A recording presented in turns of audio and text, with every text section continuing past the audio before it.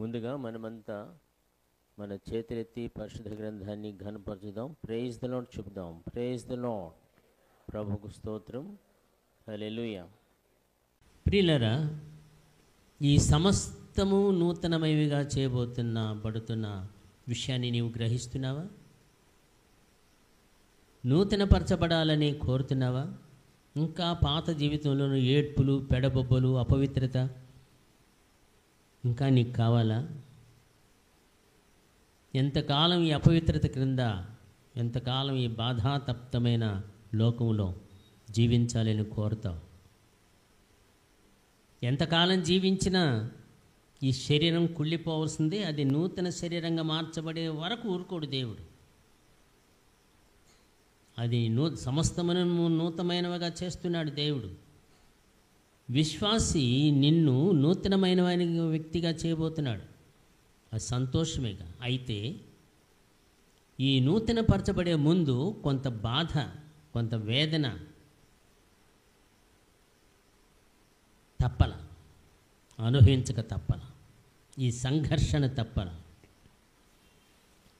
ఒక ప్రాముఖ్యమైన విషయం నాకు జ్ఞాపకం వస్తుంది.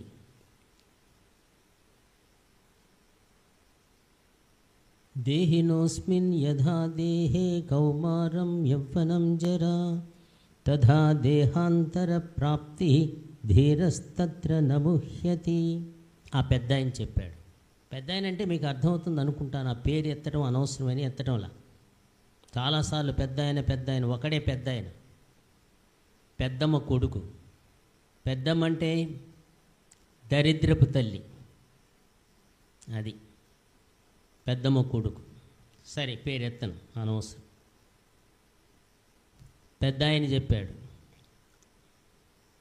ఏమని? దేహినోస్మిన్ యథా దేహే కౌమారం యవ్వనం జరా. ఒక్క శరీరములో ప్రాణులు అన్నీ కూడా శరీరములో బాల్యము, కౌమారము, వృద్ధాప్యము పొందుతారు.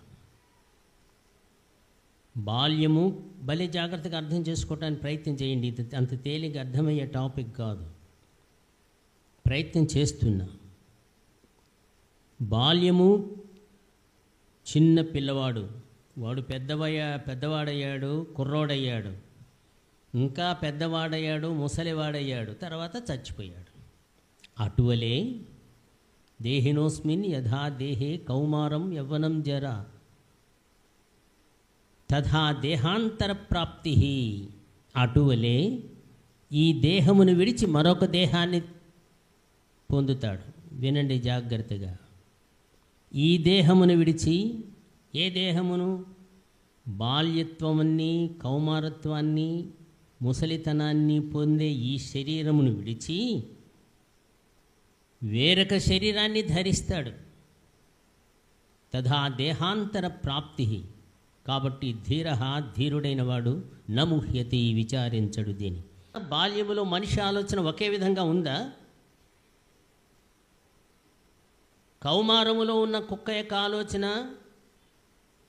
కౌమారంలో ఉన్న వ్యక్తి యొక్క, మానవుని యొక్క ఆలోచన ఒకే విధంగా ఉన్నాయా? తథా అటువలే దేహాంతర ప్రాప్తి. వేరొక దేహమును విడిచి వేరొక దేహమును ధరించుట, ఇది జరుగుతుంది. ఎటువలే?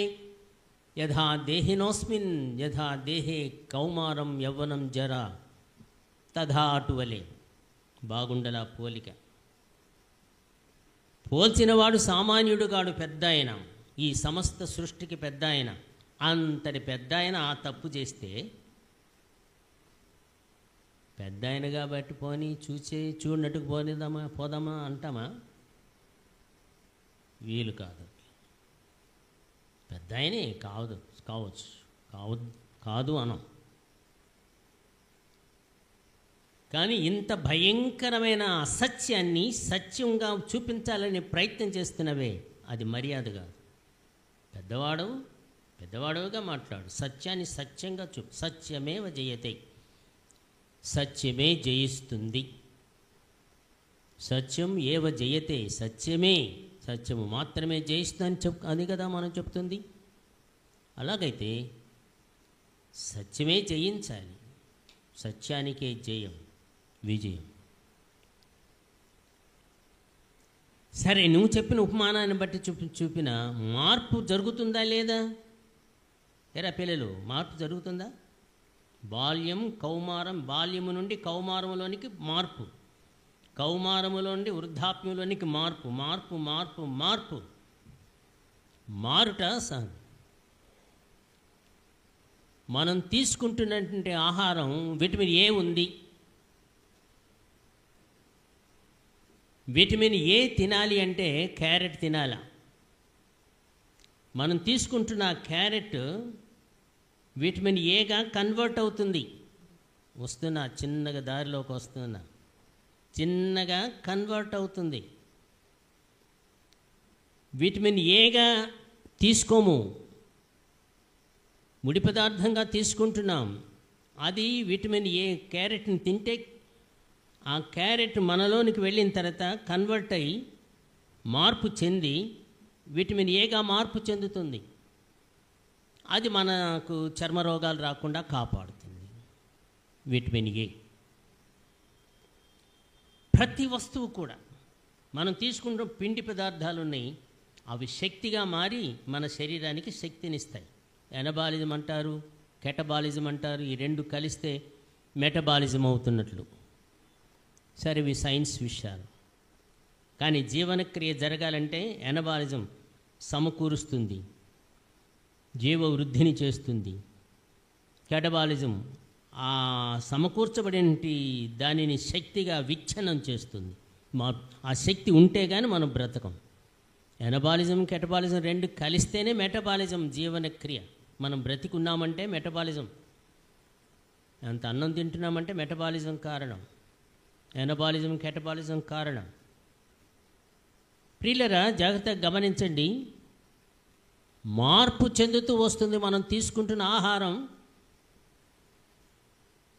వినండిరా, మనం తీసుకుంటున్న ఆహారం విసర్జించబడుతున్నాం. మలము వస్తుంది, ఏమనుకోబాకండి దయచేసి, చెప్పాలి కాబట్టి చెబుతున్నా. మలము దొడిగిపోతున్నాం.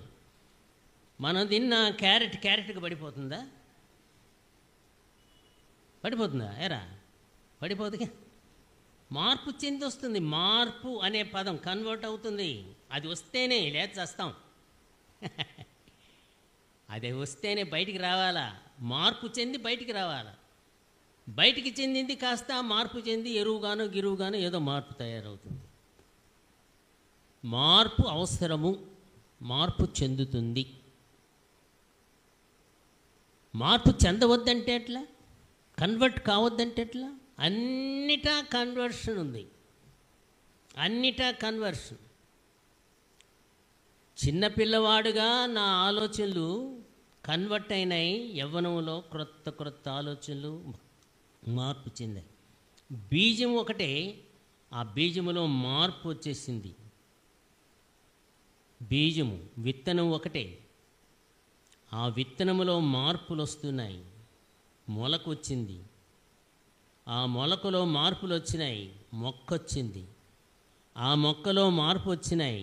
కొమ్మలు వచ్చినాయి, ఆ కొమ్మల్లో మార్పులు వచ్చినాయి. దానిలో పూలు వచ్చినాయి, ఆ పూలలో మార్పులు వచ్చినాయి. ఫలాలు వచ్చినాయి, ఫలాల్లో మార్పు వచ్చినాయి. విత్తనాలు వచ్చినాయి.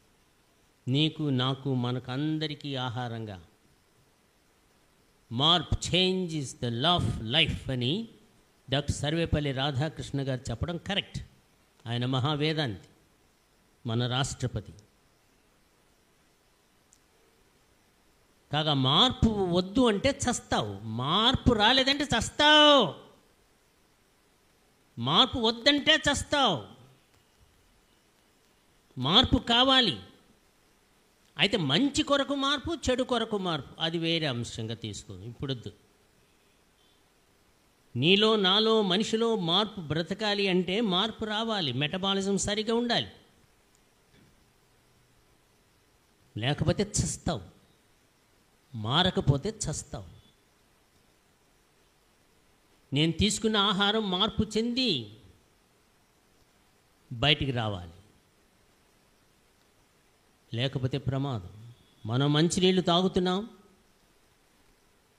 సహజమైన ఉదాహరణ ఇస్తున్నాను, పోలిక వస్తున్నాను. మనం మంచినీళ్ళు తాగుతున్నాం, ఒక అరగంట గంట అయిన తర్వాత ఆ మంచినీళ్ళు మన శరీరంలో ఉన్న వేస్ట్ మెటీరియల్, విష పదార్థాలు వీటన్నిటిని కూడా పట్టుకొని లాగి జిజ్జుల ద్వారా బయటికి పంపించేస్తాం. అలా రాకపోతే ఆ విష పదార్థాలు మనకు హాని చేస్తాయి. మనకు హాని చేసే విష పదార్థాలన్నిటినీ యూరిన్ ద్వారా, ఒంటేళ్ల ద్వారా, మూత్రం ద్వారా బయటికి నెట్టిపడేస్తుంది. మనం తాగింది మంచినీళ్ళే, వచ్చింది మంచినీళ్ళ. మంచినీళ్ళు అయితే తాగొచ్చుగా. మంచిని స్వీకరించు. పిల్లవాడిగా ఉన్నప్పుడు పిల్లవాడిగా ఆలోచన చేశాను, పెద్దవాడిగా ఉన్నప్పుడు పెద్దవాడిగా ఆలోచన చేస్తున్నాను. పిల్లవాడిగా ఉన్నప్పుడు పిల్లవాడిగా, పెద్దవాడిన అయిన తర్వాత పెద్దవాడిగా. కానీ మార్పు, ఆలోచనలో మార్పు. కొంతమంది పిల్లలను చూస్తాం, చిన్నప్పుడు వాళ్ళు ఎంత మంచి పిల్లలో, ఎంత మంచిగా ఉన్నారో, కొర్రతనం వచ్చేలకి చూపులు మారినాయి, మాటలు మారినాయి, పద్ధతులు మారిపోతున్నాయి. ఏమొచ్చిందిరా నీకు? ఏమొచ్చింది? మాయదారి రోగం వస్తుంది. అది కూడా రోగమే. రోగం రావడం కూడా కారణం, అది కూడా మార్పే. శరీరంలో ఏదో మార్పు జరిగింది. శరీరంలో ఏదో మార్పు చెంది శరీరాన్ని ఆ మార్పుకు లోనై వ్యక్తి హావభావ వ్యక్తిత్వం కలిగి ఉంటాడు. గమనిద్దాం ఈ విషయాన్ని జాగ్రత్తగా. కాబట్టి మనం ప్రతిదీ కూడా కన్వర్ట్ అవుతుందండి.